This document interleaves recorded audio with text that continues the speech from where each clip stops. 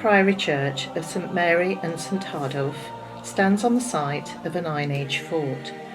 Evidence of the ditch and bank system can still be seen. Pottery finds excavated here show that the hill was occupied since at least the 1st century BC. In fact, a polished stone axe head of the New Stone Age, or Early Bronze period, some 3,000 years old, was found during the building of the St Hardulf School and Community Centre.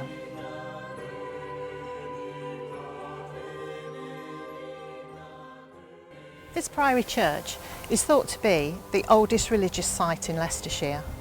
It was founded as a monastery in the 7th century and contains the largest collection and some of the finest examples of Anglo-Saxon sculpture, the most famous of which is the Breedon Angel, which can be found just through these doors. A copy of the Breedon Angel sculpture can be seen inside the church. The original is in safe keeping. The monastery fell into disrepair after Viking raids and was rebuilt in the 12th and 13th century. When the priory was finally closed down during the dissolution of the monasteries in the 16th century, a local wealthy landowner, Francis Shirley, bought the priory as a burial place for his own family.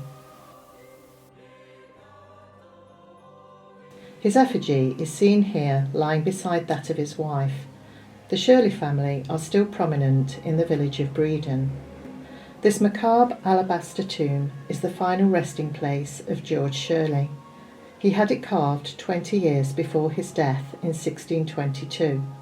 It consists of 2 tiers with effigies of babies praying above the skeleton, which presumably represents George himself.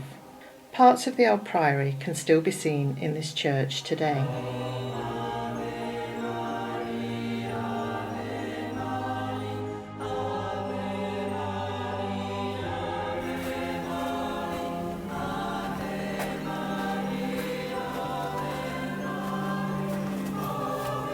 The surround of this door has both Saxon and Norman elements.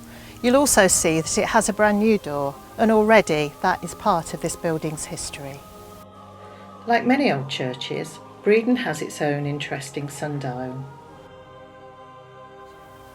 This grave belongs to John Johnson, who was the esteemed and faithful servant of the Honourable Lawrence Shirley, the 4th Earl Ferrers.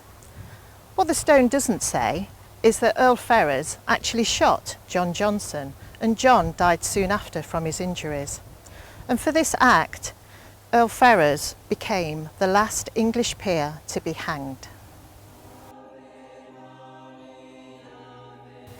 The church is still a working place of worship in the village of Breedon on the Hill. For those of you who are interested in the origin of place names, Bree is a Celtic word for hill.